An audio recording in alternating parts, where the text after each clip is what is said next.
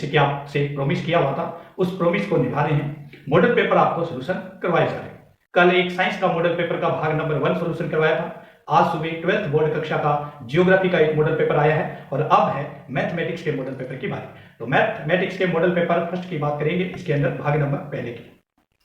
तो लगातार YouTube channel पर विजिट करते रहें, क्योंकि जितनी भी आपकी छुट्टियां हैं उसमें सभी को आप मॉडल पेपर जो है वो सोल्यूशन करवाए जाएंगे, ताकि आप इंजॉयमेंट के साथ साथ दीपावली की छुट्टियों में अपनी पढ़ाई को भी जारी रख पाएंगे। दोस्तों, सभी को, इस YouTube परिवार के जितने भी सदस्य हैं उन सभी को, और प्लस में जो हमारे डियर स्टूडेंट्स बच्चे लोग हैं, उन सभी को दीपावली पर्व 2024 की हार्दिक शुभकामनाएं। आज शुरू करते हैं हम मैथमेटिक्स के मॉडल पेपर को। तो कुछ क्वेश्चन जो है वो आपको यहाँ पर सोल्यूशन करवाए जाएंगे मॉडल पेपर के। यहाँ मॉडल पेपर जो है वो पूरा स्क्रीन शॉट लिया हुआ है, डाउनलोड किया हुआ है। 1 बाय 1 करके क्वेश्चन देखते हैं। सबसे पहला क्वेश्चन जो है, अब मॉडल पेपर में क्या होता है कि कुछ क्वेश्चन जो है ऑब्जेक्टिव टाइप आते हैं। तो सबसे पहले ऑब्जेक्टिव टाइप क्वेश्चन जो है उनके बारे में डिस्कस करते हैं, उनके बारे में बातचीत की जाएगी। पहला क्वेश्चन है मॉडल पेपर का, कुछ ऑब्जेक्टिव टाइप क्वेश्चन आते हैं, जिसमें से पहला क्वेश्चन जो है हम सॉल्यूशन कर रहे हैं। पहला क्वेश्चन दिया है, संख्याएं दे रखी है, संख्याएं 96, संख्या दे रखी है 96 और 404। इसका हमें मैथ से ज्ञात करना है। क्या ज्ञात करना है? मैथ से। मैथ से का मतलब ही होता है HCF। कई बार HCF लिखा होता है, कई बार मैथ से लिखा होता है और कई बार महत्तम समावर्तक लिखा होता है। ये ज्ञात करना है। ऑप्शन हमें दे रखे हैं। ऑप्शन दे रखा है पहला 16, दूसरा ऑप्शन दे रखा है हमारे पास 12, तीसरा ऑप्शन दे रखा है हमारे पास 8 और चौथा ऑप्शन दे रखा है हमारे पास 4। हमें बताना है कि 4 ऑप्शन में से कौन सा ऑप्शन जो है वो इसका सही आंसर है, करेक्ट आंसर है, वो बताना है। तो जब भी हमें HCF या LCM की बात करते हैं तो उसके अभाज्य गुणनखंड किए जाते हैं। तो सबसे पहले 96 के अभाज्य गुणनखंड करें, और सबसे पहले छोटा भाग होता है 2 का भाग लगाना, और 2 का भाग लगाने का मतलब क्या होता है? संख्या को आधा करना। 96 का आधा कितना होता है? 48, और फिर 2 का भाग लगाएंगे तो यह आएगा 24, फिर 2 का भाग लगाएंगे तो यह आएगा 12, फिर 2 का भाग लगाएंगे तो यह आएगा 6, फिर 2 का भाग लगाएंगे तो यह आएगा 3, और फिर 3 का भाग लगाएंगे तो यह आएगा। तो ये है दोस्तों हमारे पास 96 जो संख्या है उसका अभाज्य गुणनखंड। 2 का भाग लगाएंगे और 2 का भाग पूरा पूरा इसमें चला जाता है। अब हम बात करते हैं दूसरी जो संख्या हमें दे रखी है, कौन सी है? दूसरी संख्या है 404। यहाँ पे 2 का भाग लगाएंगे, 2 का भाग लगाएंगे तो हमारे पास ये कितना आएगा? 202। 400 आधा का कितना होता है? 202 होता है। फिर 2 का भाग लगाएंगे, 202 का आधा 101, 101 पर किसी का भाग नहीं जाता, 101 का ही जाता है। ठीक है। अब हमें क्या ज्ञात करना है? हमें मैथ से ज्ञात करना है, मतलब HCF ज्ञात करना है। तो हमारे पास 96 के फैक्टर कितने हैं? 2 गुना 2, 2, 4 और 5। तो यहाँ पर 2 5 लिखेंगे, और 1 दे रखा है दोस्तों हमें 3, तो 3 लिख देंगे। और 404 के फैक्टर क्या है? 404 के फैक्टर हमारे पास 2 गुना 2 और 1 है 101। अब हमें जब भी HCF ज्ञात करना होता है या मैथ से ज्ञात करना होता है तो हम कॉमन फैक्टर देखते हैं। कॉमन फैक्टर क्या है हमारे पास? दोनों के अंदर देखेंगे तो यहाँ पर 2 और यहाँ पर भी। इसके अलावा आप देखेंगे कोई भी कॉमन फैक्टर नहीं है दोनों में। तो यहाँ से एक 2 आ जाएगा और इस यहाँ से भी एक 2 आएगा। 2 को 2 से गुना करेंगे 4, मतलब 96 और 404 का मैथ से HCF जो आएगा दोस्तों वो कितना आएगा? HCF आएगा 4। तो ऑप्शन नंबर डी जो हमारा क्या होगा? करेक्ट आंसर होगा। इसी प्रकार एग्जाम में क्वेश्चन आएंगे ऑब्जेक्टिव टाइप, जिसे हमें करेक्ट आंसर में बाहर लिखना होगा डी सी एक्स ही है, लेकिन ये करेक्ट आंसर हम लिख तभी पाएंगे जब हम इसको सोल्यूशन करेंगे। दूसरे क्वेश्चन पे चलते हैं। सेकंड क्वेश्चन है, तो साथ साथ में क्वेश्चन को नोट भी करते रहें, और नोट करने के बाद रफ कॉपी में इसको दोबारा से फिर से करें। इसी क्वेश्चन जो 96 और 404 है उसका मुझे आप कमेंट के अंदर फोटो भेजें कि एलसीएम किस प्रकार याद करें। उसके बाद सेकंड क्वेश्चन है, यदि बहुपद दे रखा है हमें px, यदि बहुपद px बराबर है x की स्क्वायर माइनस 2x माइनस के 50 के शून्यांक a व b हो तो ab का मान क्या होगा? ab का मान क्या होगा? ये क्वेश्चन में दे। अब हम ऑप्शन जो दे रखे हैं आपको, ऑप्शन दे रखे हैं दोस्तों ए नंबर के अंदर 15, बी में ऑप्शन दे रखा है माइनस के 15, सी में ऑप्शन दे रखा है दोस्तों हमारे पास 5 और डी में ऑप्शन दिया इसने। अब हमें बताना यह है कि इसका ए बी का मान कितना होगा। दोस्तों हमारे पास जो बहुपद दे रखा है उसको लिखते हैं px बराबर है x स्क्वायर माइनस के 2x माइनस के ये स्टूडेंट हमें क्या दे रखा है, एक बहुपद दे रखा है। अब इस बहुपद की हम कंपेयर करें, बहुपद ज्ञात कैसे करते हैं। बहुपद ज्ञात करने का सूत्र जो होता है हमारे पास बहुपद के लिए, x में अगर चर संख्या की स्क्वायर होती है, चाहे अगर y में है तो y है, एबीसीडी में कोई हो सकता है, x है तो x है, तो यहां पर क्या हो जाएगा x की स्क्वायर माइनस जो शून्यांक है उनका जोड़ होता है और बाहर x होता है, प्लस में दोनों शून्याङ्कों का क्या होता है, गुणनफल होता है। मतलब x की स्क्वायर दोनों शून्याङ्कों का जोड़ x के साथ और दोनों शून्याङ्कों का गुणनफल। अब इसके साथ आप कंपेयर करें, सबसे पहले आप देखेंगे x की स्क्वायर, ये a प्लस बी की टर्म, ये ab की टर्म, यहाँ ab है और यहाँ माइनस के 15 है, तो इसका मतलब हुआ कि ab का मान कितना हो जाएगा स्टूडेंट, माइनस के 15। तो ऑप्शन नंबर बी हमारा क्या होगा, राइट आंसर होगा। उसके बाद क्वेश्चन नंबर थर्ड पे चलते हैं, तीसरे की तरफ। तीसरा जो प्रश्न दे रखा है हमें, क्वेश्चन नंबर 3, वो दे रखा है औसत माध्य का। क्वेश्चन नंबर 3 दे रखा है दोस्तों हमें 2, 3, 4, 5, 2, 3, 4, 5 और 6। इसका हमें पूछा गया है औसत माध्य क्या होगा, औसत माध्य क्या होगा।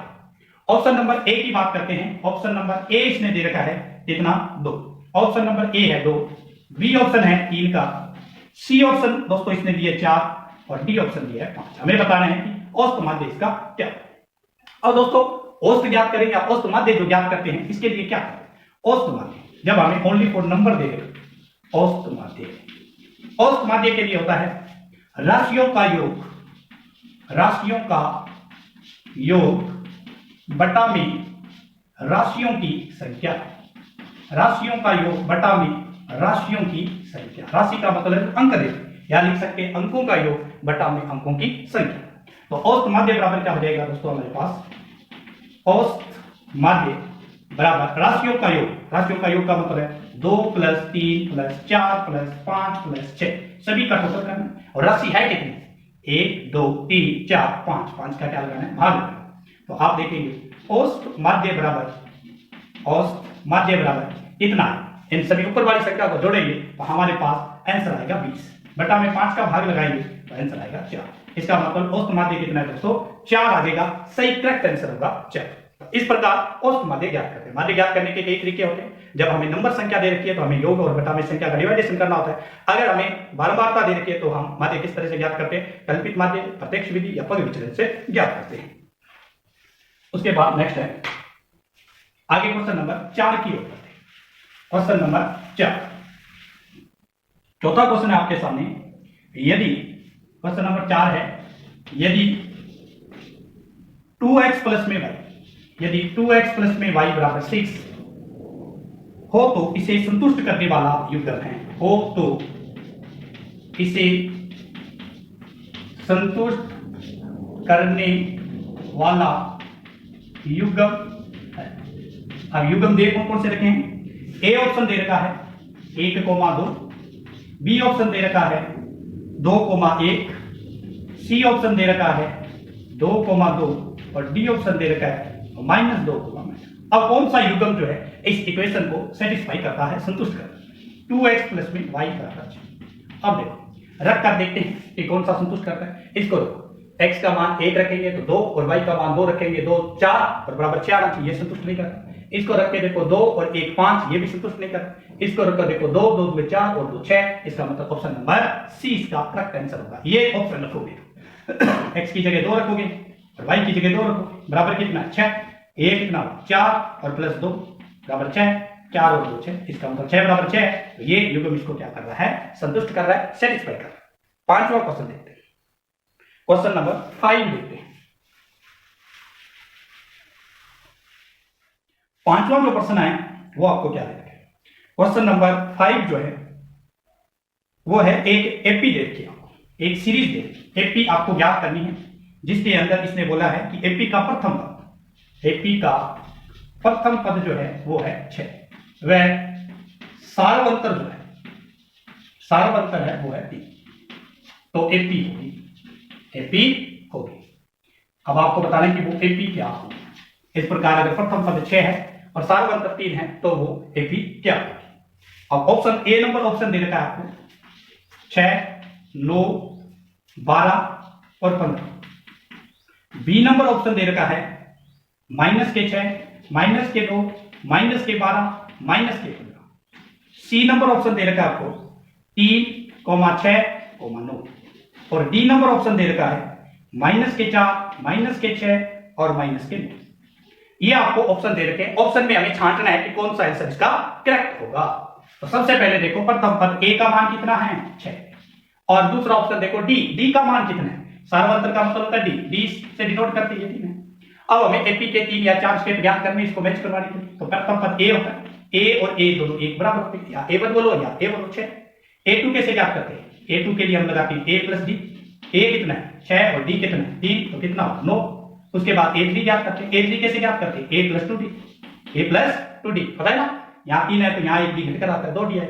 ए का मान कितना है 6, 2 गुना डी का मान कितना है 3, हल करेंगे तो कितना है एक बार ए4 क्या ज्ञात करेंगे ए प्लस 3डी पता है ना। यहाँ 4 है तो 1 डी घटकर आएगा 3 डी।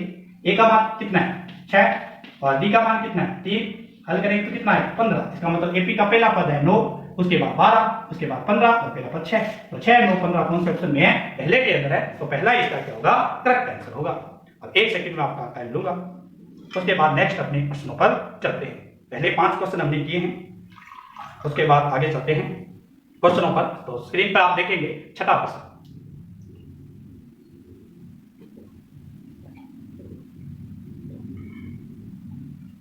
छठा प्रश्न स्क्रीन पे आ रहा है।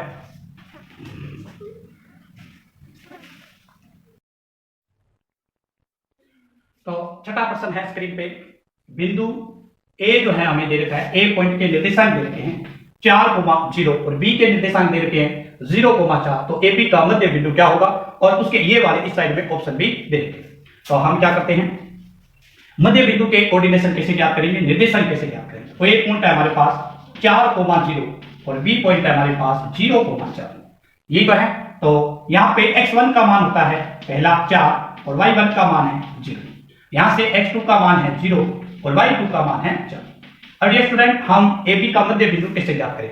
मध्य बिंदु या केंद्र के निर्देशांक जो है वो कैसे ज्ञात करते हैं? तो इनके लिए जो फॉर्मूला लगता है मध्य बिंदु के लिए, AB का मध्य बिंदु, AB का मध्य बिंदु। तो इसके लिए हम लगाते हैं x1 प्लस में x2 बटा में 2, y1 प्लस में y2 बटा में। ये होता है मध्य बिंदु के निर्देशांक ज्ञात करने का सूत्र, या फिर केंद्र के निर्देशांक ज्ञात करने का सूत्र। तो AB है, इसका मध्य बिंदु जो आएगा AB का मध्य बिंदु। x1 देखो कितना है, तो x1 का मान कितना है?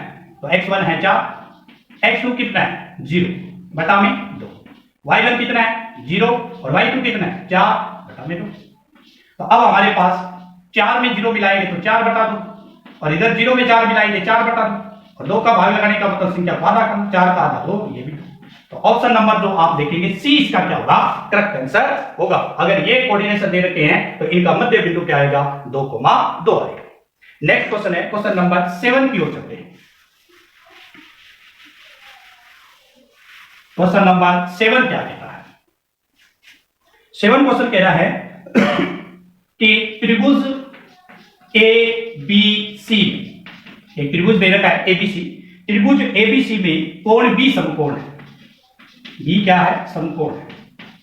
और हमें दे रखा है कि कोस A बराबर 3/5 है। तो हमें बताना है साइन A का मान क्या होगा। ये क्वेश्चन हमसे पूछ लिया गया, कोई बात। अब हम सबसे पहले क्या करते हैं, कोस A जो दे रखा है उसको रखते हैं। अब ऑप्शन देखते हैं। ऑप्शन क्या दे रखा है इसने? ऑप्शन दिए हुए हैं 3/4, बी नंबर है हमारे पास 4/5, सी नंबर ऑप्शन दे रखा है 5/4, डी नंबर ऑप्शन दे रखा है हमारे को 5/3। ये 3 ऑप्शन दे रखे हैं, 3/4, 4/5, 5/4 और या फिर 5/3। इसको जैसे ही हम हल करेंगे यहां से यहां तक आएंगे तो ये आएगा हमारे पास। ये कोण बी है क्योंकि इसने बोला समकोण, ये ए और ये है सी। ये त्रिभुज है, इसमें ये है आधार, ये है कर्ण और ये है लंब। ये 3 मान आपको देखते हैं किसके दे रहे हैं। हमें किसका मान दे रहे हैं? हमें दे रखा है कोस का। कोस ए बराबर है 3/5। अब हम कोस का फॉर्मूला लगाएं। कोस का सूत्र क्या है? कोस का फॉर्मूला, अब ये कोस के रियल की मान है इसलिए हम कोई वैल्यू मान। कोस का सूत्र होता है आधार बटा में कर्ण। तो ये हो जाएगा 3/5। आधार बटा करण, आधार की जगह 3 तो इसको मान लेते हैं 3 के, और करण की जगह है 5 इसको मान लेते हैं 5। अब हम सबसे पहले लंब ज्ञात करेंगे। अब लंब ज्ञात करने के लिए पाइथागोरस प्रमेय लेंगे, और पाइथागोरस प्रमेय होती है करण की स्क्वायर बराबर आधार स्क्वायर प्लस में लंब स्क्वायर। ये करण स्क्वायर बराबर क्या होता है? आधार स्क्वायर प्लस में लंब स्क्वायर। और करण कितना है? करण है 5 के, तो ये 5 के की स्क्वायर। आधार कितना है? आधार है 3 के, तो ये 3 के की स्क्वायर। और प्लस में लंब, लंब कौन सी भुजा? BC, जो हमें ज्ञात करना। और 5 की स्क्वायर कितनी होती है? 25, और के की स्क्वायर करेंगे के स्क्वायर। ये हो जाएगा 9 के की स्क्वायर बराबर 20 की स्क्वायर। अब 9 को इधर लेके आएंगे तो ये हो जाएगा माइनस 25 के माइनस 9 के की स्क्वायर बराबर 20 स्क्वायर। 25 के स्क्वायर में से 9 के स्क्वायर घटा देंगे तो ये बच जाएगी 16 के स्क्वायर बराबर है 20 की स्क्वायर। और जब इसका स्क्वायर को इधर लेके आएंगे तो अंडर रूट 16 के स्क्वायर बराबर 20। 16 का होता है 4 और के स्क्वायर का हो जाएगा के, तो 20 का मान कितना आ जाएगा? 20 मतलब लंब हमारे पास कितना आएगा? 4 के। अब देखो किसका मान पूछा है? साइन। साइन थीटा का सूत्र क्या है? साइन थीटा का सूत्र होता है लंब बटा में आधार, लंब बटा में करण। लंब बटा करण, लंब कितना है? 4 के, करण कितना है? 5 के। ए से के कैंसिल, आंसर कितना है? 4/5। अब देखो 4/5 किस ऑप्शन में है? 4/5 बी ऑप्शन में है, तो ये बी नंबर हमारा क्या होगा? करेक्ट आंसर होगा, राइट आंसर होगा। उसके बाद क्वेश्चन नंबर 8 पे चलते हैं। 8वां क्वेश्चन, 8वां क्वेश्चन इसने दिया है कि किसी मीनार की छाया, किसी मीनार की छाया, किसी मीनार की छाया उसकी ऊंचाई के बराबर है, उसकी ऊंचाई के बराबर है, तो मीनार का उन्नयन कोण क्या होगा? मीनार का उन्नयन कोण, मीनार का उन्नयन कोण क्या होगा? मीनार जो है उसका उन्नयन कोण क्या होगा?